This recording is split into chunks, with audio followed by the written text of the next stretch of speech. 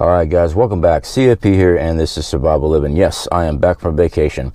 I just don't play out there. For those that love the ocean and say sharks won't bother you, hey, you do you, I'll do me. I'm staying out of the water. I'll play in this. So today's video, I want to go over bartering items during SHTF at the very beginning and following up in case commerce ever starts rebuilding. So first thing I want to talk about before we get into all this, because as you can see, there is actual US currency there. Dude, money's no good during SHTF. Yeah, no shit, Sherlock, but we're going to discuss something else with that. And I have other items here.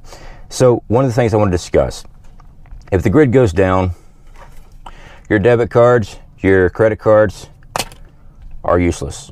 Okay, you can't use them. You can't have access to that. So you're left with what cash you have on hand. Question: how much cash do you have in your home, in your wallet right now? Please do not type in the amount in the comment section. That is nobody's business. It is nobody's business where you hide things either. Okay, so please, for your own security, don't put that information in there. Just take stock of what you got. All right, do you have cash on hand? Because if the power goes down, let's say EMP or coronal mass ejection, it's going to be down for a while. Now, some stores will still be operational, okay, because they have a lot of stuff. Now, the first day they might shut everything down because they have no access to generating power, but they're sitting on a lot of stuff. You know, some businesses still want to sell their stuff. So the first couple weeks, I'd say the first 2 weeks, currency will still be good. How much currency do you have? If everything stopped right now, and you're living off of just debit cards, using your debit cards all the time, or your internet scan and pay stuff with the cell phone, makes you wonder. So let's move this out of the way. Yeah, we do have silver. I brought that in because we're going to discuss that later. So like I said, we break things down, denomination. All right, the reason why we do it is because when you go into a store, power's out, you can't get change. Odds are you're not going to get accurate change, and odds are they're going to raise the price up on a lot of things. I want to be able to pay for something as close as possible. If things are, a gallon of water is 10 bucks, I don't want to give them a 20 or 50. I grab 10 bucks out of my account, out of what I have stored up. So what we have $60 in $1 bills.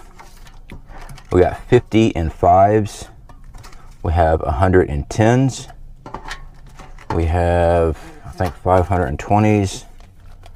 2, 3, 4, 5.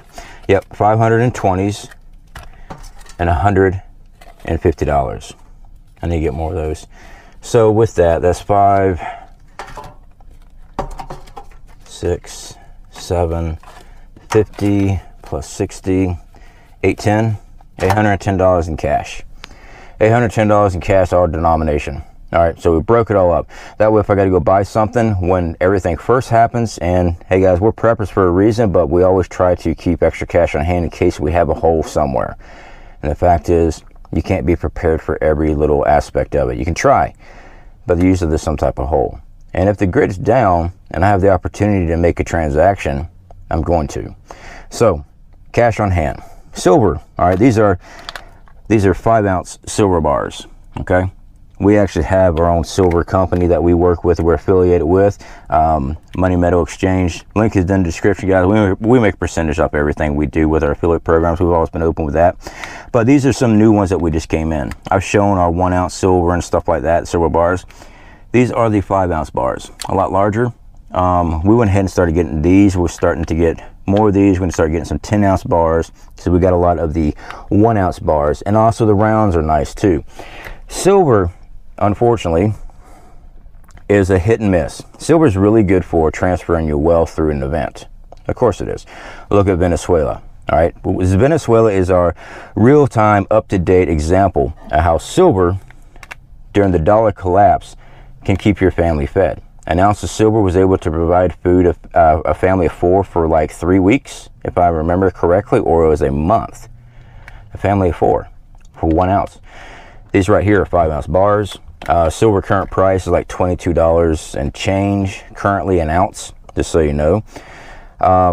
So silver. So today's society, silver and gold has value, even in Venezuela during their own SHTF, because their dollar had collapsed. All this is worthless. All right, Venezuela, if this was Venezuelan money and I was in Venezuela, that would be worthless. This would hold value. This, the American dollar, if the dollar collapsed, this would be worthless. This would be currency. Now, I'm not going to get in debate about having money, having silver, yada, yada, yada. We have clearly seen Venezuela's silver and gold has value, okay? You can do a lot with it. It all depends on what shit hits the fan scenario we're dealing with, okay? Let's put it that way. Of course, the full-blown apocalypse when fire and brimstone's falling on earth, no one's going to give a crap about silver.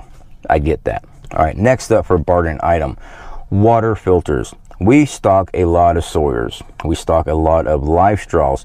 I usually use the life straws for our bartering items. I use Sawyer for my own personal use. I like the quality of the product. It lasts a very long time. 20 bucks. 20 bucks, 100,000 gallons of water. It will filter out all bacteria. Worth it. It is worth it. That is a great item to have. Next up is water purification tablets. These here are the potable aqua. I had another handful of other ones here. There they are. This here is a different type of potable aqua. So these here takes about 30 minutes. Yeah, 30 minutes on these. These here take 4 hours to do. So it's up to you on that. But, you know, bartering items. Next up, tobacco products. Yes, tobacco products will be a bartering item. There are a lot of people that like to smoke. There's a lot of people that like to dip. Tobacco items are a good bartering item.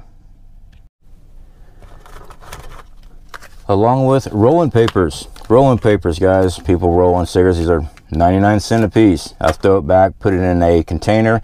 I seal them up because you can actually roll your own off of your cigarette butts. Done it for years as a train rider. Also rolling your own tobacco. If that's what you want to do, hey, go do that. Most people are used to this. They don't know how to roll their own cigarettes, so I just stock up. No, this is a pack from my vacation, my Marlboros. We indulged ourselves during our vacation. This is what was left over. Usually we get 305s, and that's usually what we stock up. 305 is a cheap cigarette that is manufactured down here in Florida. Coffee. All right, coffee is a great bartering item. Teas, coffees, yeah, nice to have. Also, liquor, okay? Little mini shots, you know, doesn't matter what you get. This is Jim Beam here. Liquor is another great bartering item to have. Now, I'm kind of funny about this. Food. Personally, I'm not planning on trading any of my food unless I'm needing medication. That's the only way I'm going to trade food, is if I need medication. I'm not going to trade medication either. I'm not going to do it. If I have medication, I'm not trading it for anything. Food is one of those tough ones. Also, seeds. Seeds is a great bartering item as well. Seeds are very good to have. As you can see up there, growing your own gardens and stuff. You got to have food, though, while you're growing your own garden. You have to have that, all right? And next up, of course, ammunition. Ammo, ladies and gentlemen. I'm very funny about that. Me personally, I would not be willing to trade ammunition to anybody, because now in my paranoid mind, I'm more worried about now giving somebody the availability to come and take my stuff by arming my opposition. See what I'm saying? Granted, it's just a simple barter trade, but now I'm arming somebody that could be a possible threat later. So that's up to you on that. Personally, I say keep it stocked up, keep it on you and your group. I wouldn't be trading ammunition, but other people think that that might be a good idea. You know what? It could be. In my opinion, I'm not arming anybody. So I'm just not. I'm not going to trade ammo. But these are some basic items, guys. Now, there could be all kind of other things. Most people won't agree with me on medication. If you're a doctor, an EMT, a nurse, you have medical training, obviously you have medical equipment at your home, you've probably been stocking up on that because, hey, you might be providing services during SHTF. Hey, that's a good way of commerce right there. Post-apocalyptic doctor. Then yeah, you would be using medication because you're able to feed yourself and everything else by providing a service. So I can definitely see that. Myself personally, I prep up as much medication as I can, but that's for me and my family's use. I'm not willing to give that up, but that's why I prepare other things. Now, back to silver and gold, guys. when commerce starts rebuilding, yeah, silver, in theory, will have its place again, okay? Because this will either be all on fire or used as toilet paper, all right? Silver will have its place. Throughout history, gold and silver has always had its place. But again, depends on what the scenario is. If it's just a economic collapse, gold and silver will still hold value. All right?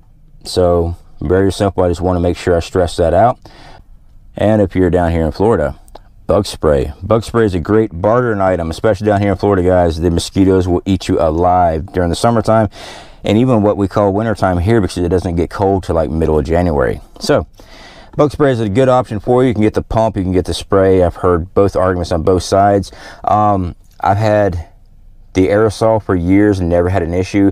I've had the pump for years, and I've actually had more issues with that spring pump bust and quit working. So I get aerosol because every time I go to use the aerosol, it works as long as it's stored correctly. Don't leave it out in the heat all the time. Don't leave it out in the rain all the time, etc., etc.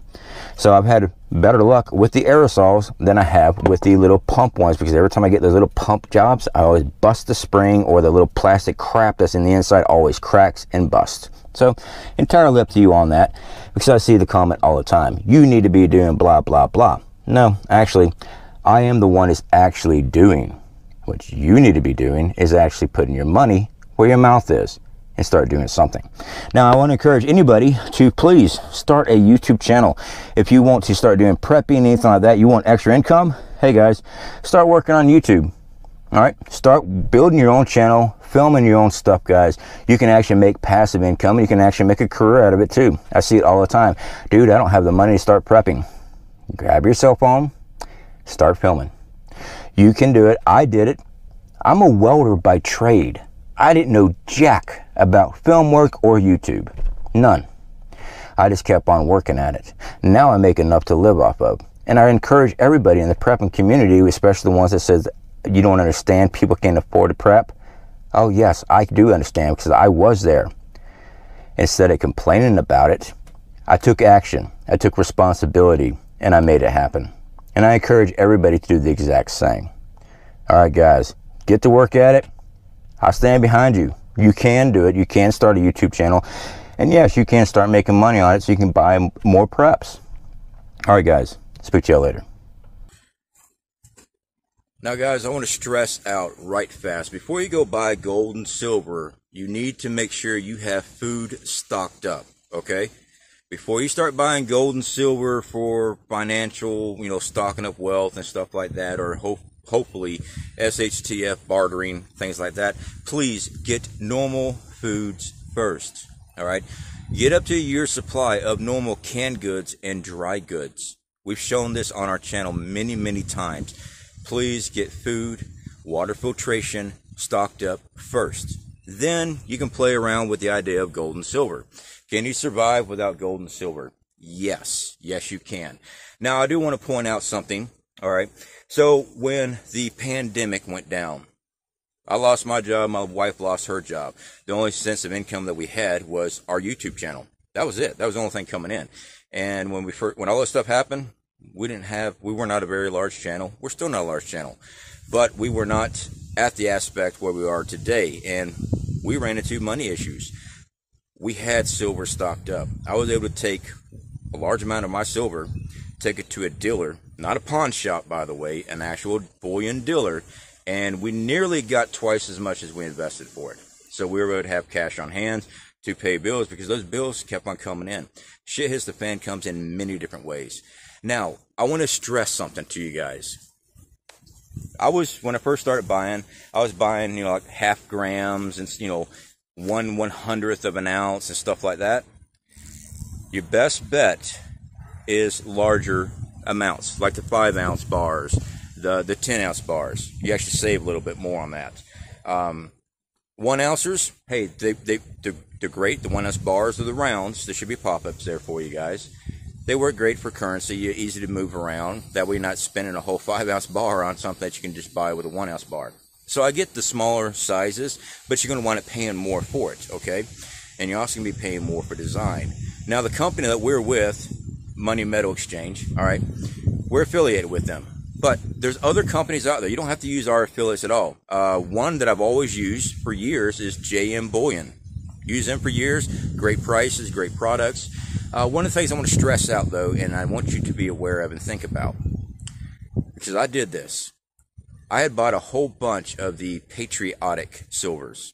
American flags, freedom, you know, the nice designs and stuff. Should be some pop-ups there for you guys. Most of those have been either traded off or exchanged for other simple silver. Ones that just have the mint printed on it or etched on, whatever it is that you're looking at. The reason I've done this, I want you guys to think back after the Civil War. Confederate money was worthless. Confederate gold that bared the Confederate emblems and things like that, was confiscated. I also want you to look at currently with Russia's gold. Can't find buyers. This is why I'm going with the mint designs. I went plain as can be with just the mint designs on our gold and silver. The reason being, if what I think is coming, I don't want a whole bunch of patriotic stuff on my gold and silver to, one, be confiscated, two, to identify me as an opposition when I'm trying to gray man things out. Something to think about. It's not being patriotic. It's not wearing a big old red flag and flares and everything else. Hey guys, look at me! See what I'm saying? Something to think about. All right. So we've transferred ours as much as possible. We still have some of the American flag ones. There's nothing wrong with being prideful of your country. I think we're going to get hit hard. That's what I think. And I don't want them having an easier way of tracking me down or tracking what I'm associated with by the currency I'm using. Let's put it that way. I don't want to be tracked by my currency. I want to gray man it out as much as possible.